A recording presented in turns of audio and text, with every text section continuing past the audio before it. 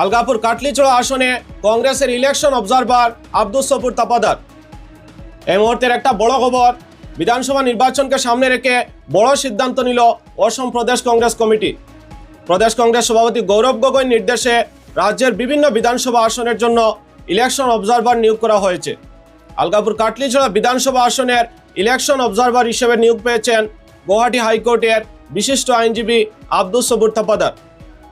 দক্ষিণ করিমগঞ্জ বিধানসভা আসনের দলীয় টিকিটের প্রবল দাবিদার ছিলেন আব্দুস সবুর তাপাদার।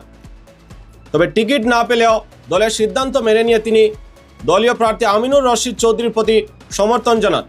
দলের প্রতি তার এই আনুগত্য ও সাংগঠনিক দক্ষতার উপর আস্থা রেখে তাকে গুরুত্বপূর্ণ এই দায়িত্ব দেওয়া হয়েছে বলে মনে করা হচ্ছে।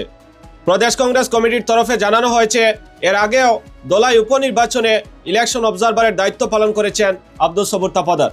এছাড়া প্রদেশ কংগ্রেস কমিটির তরফে জানানো হয়েছে, আব্দুস সবুর তাপাদার একজন অভিজ্ঞ ও নিবেদিত প্রাণ নেতা, যার সাংগঠনিক দক্ষতা এবং তৃণমূল স্তরে দৃঢ় যোগাযোগ রয়েছে। তার এই নিয়োগের মাধ্যমে দল আশাবাদী যে নির্বাচনী কার্যক্রম আরও সুসংগঠিত হবে এবং বুথ স্তর পর্যন্ত সংগঠনকে শক্তিশালী করা সম্ভব হবে। ইলেকশন অবজারভার হিসেবে তিনি প্রচার প্রস্তুতি তদারকি করবেন, দলীয় নেতা কর্মীদের মধ্যে সমন্বয় সাধন করবেন এবং আসন জুড়ে দলের কৌশল সঠিকভাবে বাস্তবায়ন নিশ্চিত করবেন।